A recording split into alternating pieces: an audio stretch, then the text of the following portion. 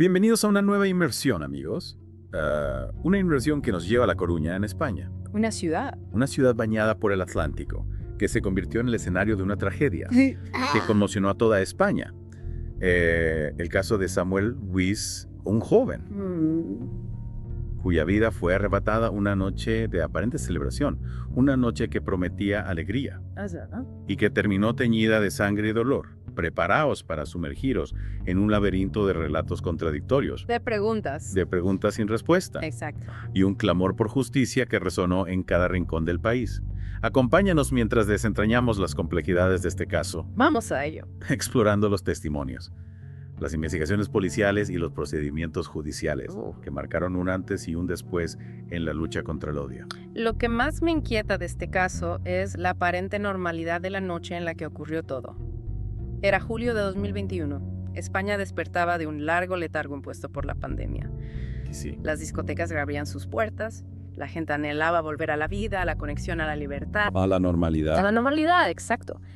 Y Samuel, como tantos otros jóvenes, se encontraba disfrutando de esa recién recuperada libertad junto a sus amigos. Es casi palpable esa atmósfera de euforia de esperanza renovada. Sí. Al leer los relatos de esa noche, un fin de semana rebosante de posibilidades, que contrasta de manera brutal con la oscuridad que se cernía sobre Samuel. Totalmente. Y aquí es donde la historia adquiere un matiz aún más perturbador, porque el detonante de esta tragedia parece casi trivial. Sí. Un incidente insignificante. Una videollamada. Una confusión. Un insulto. Un insulto homófobo que rasga la noche. Ese insulto, esa palabra cargada de odio, es como una grieta en la fachada de esa atmósfera festiva. Revela las corrientes subterráneas de prejuicio, el potencial de violencia que hierve bajo la superficie. Es un recordatorio escalofriante Totalmente. de que incluso en momentos de alegría colectiva, la vulnerabilidad individual puede ser explotada de la manera más cruel. Sin duda. Nuestras fuentes nos sitúan frente a un pub llamado El Andén, en plena avenida de Buenos Aires, un paseo marítimo. Precioso paseo. Que debería evocar la brisa del mar. Sí. Y el sonido de las olas, ¿no? El eco de la violencia. Samuel se encuentra en una videollamada con la pareja de un amigo, cuando una pareja que pasa por allí cree erróneamente que están siendo grabados. Ajá. Se produce una discusión avivada por el alcohol y la falta de comunicación. Y es entonces cuando entra en escena el principal agresor, Diego Montaña, un joven vinculado a un grupo del barrio del Viña, una zona con una reputación compleja marcada por la marginalidad. Sí. Lo que llama la atención es la rapidez con la que la situación se intensifica, como un simple malentendido se transforma en una brutal agresión.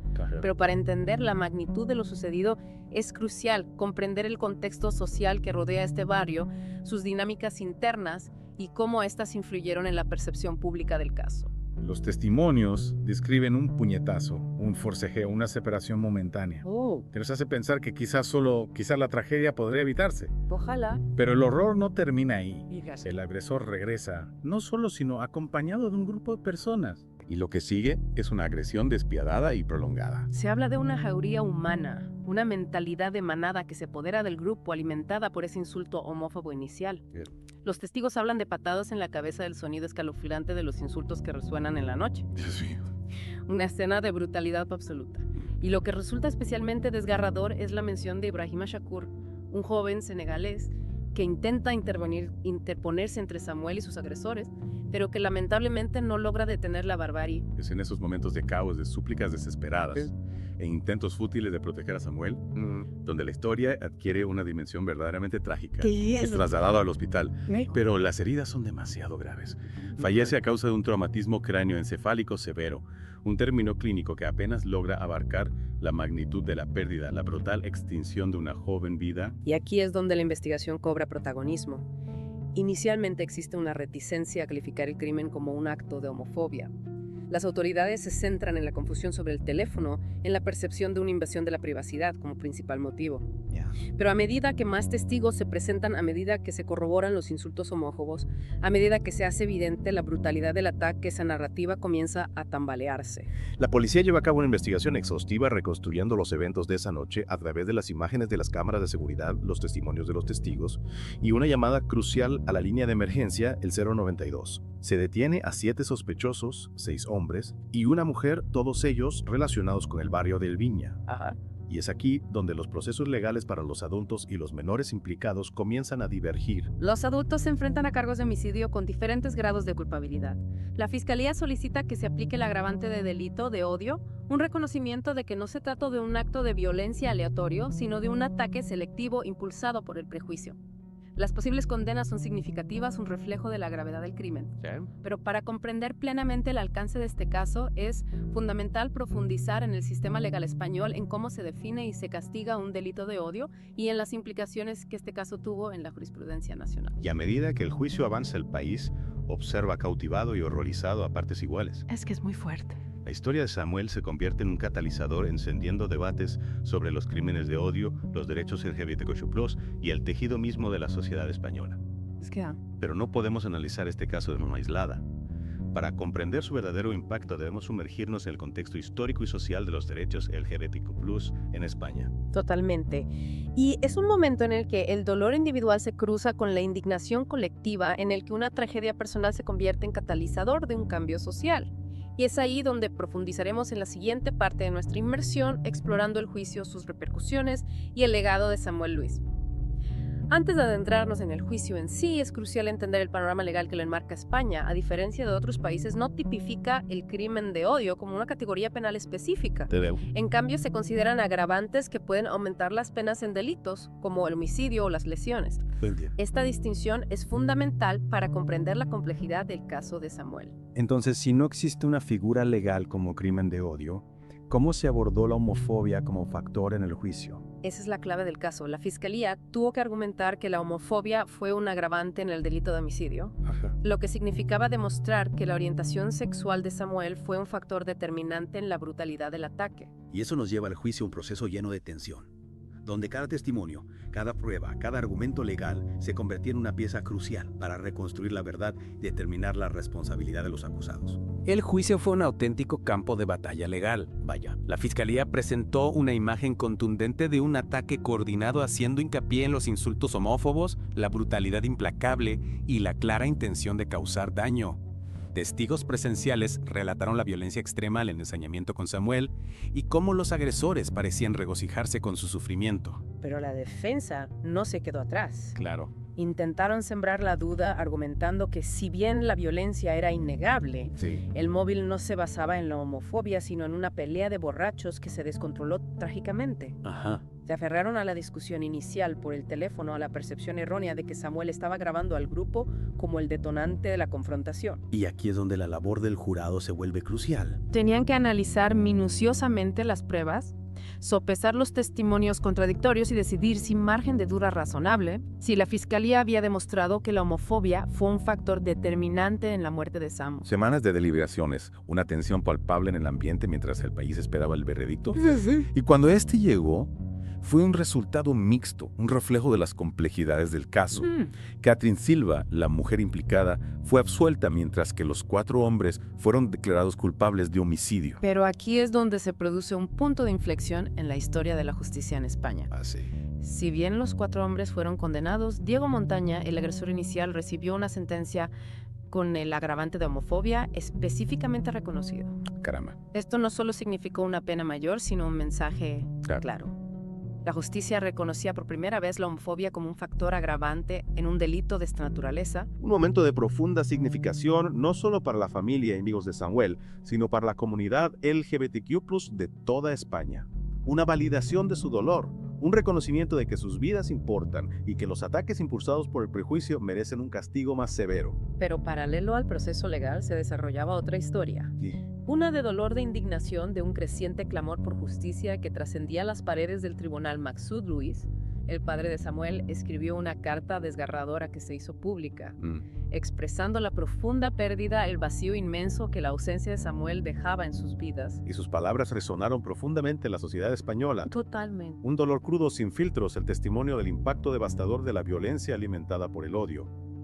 Un llamado a la empatía, a la comprensión, a un mundo donde ningún padre tenga que enterrar a un hijo por ser quien es. Los compañeros de trabajo de Samuel en la residencia de ancianos, donde trabajaba, también compartieron sus recuerdos, Claro. dibujando la imagen de un joven amable, compasivo, dedicado a ayudar a los demás. Un recordatorio de que más allá de los titulares, más allá de los argumentos legales, había una vida humana truncada de forma brutal, una vida llena de promesas y potencial.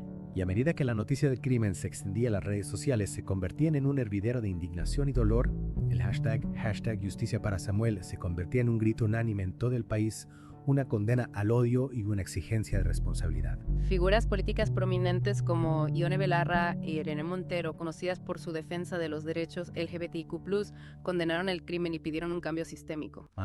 Pero no todas las voces se unieron al coro de condena.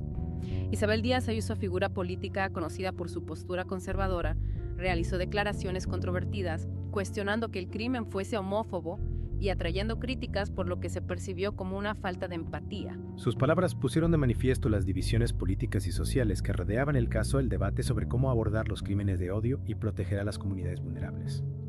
Un debate que lamentablemente sigue vigente en la sociedad española. Y es en esos momentos de tensión, de ideologías, interpretaciones enfrentadas, donde se revela la verdadera complejidad de esta historia.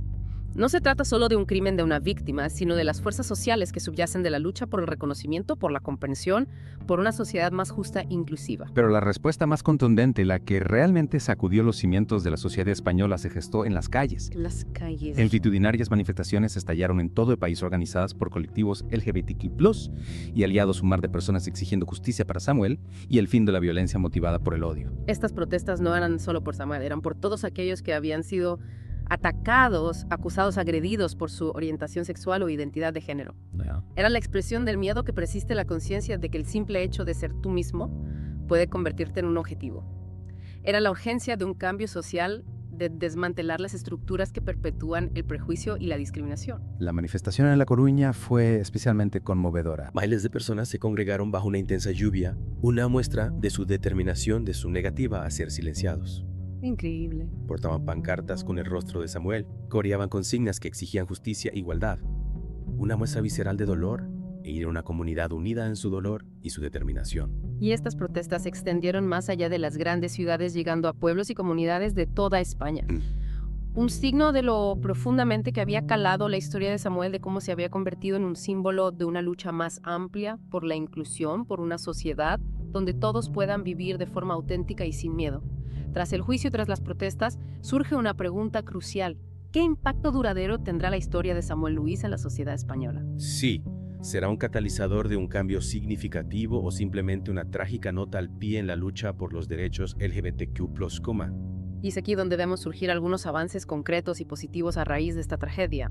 Uno de los resultados más significativos es la implementación de la línea de emergencia 028. Un recurso específico para las víctimas de la LGTB-fobia. Es una respuesta directa al caso de Samuel, un reconocimiento de que los sistemas de apoyo existentes eran inadecuados y de que se necesitaba un servicio especializado para abordar los desafíos únicos que enfrenta la comunidad LGBTQ+. Totalmente. Esta línea directa proporciona un espacio seguro para que las víctimas denuncien incidentes, busquen apoyo y accedan a recursos, un paso vital hacia la creación de una sociedad más inclusiva y receptiva. Sin duda es un ejemplo tangible de cómo una tragedia puede impulsar la acción, de cómo una sola vida perdida puede conducir a mejoras sistémicas que protejan a otros. Claro. Pero la lucha por la igualdad no termina con una línea telefónica.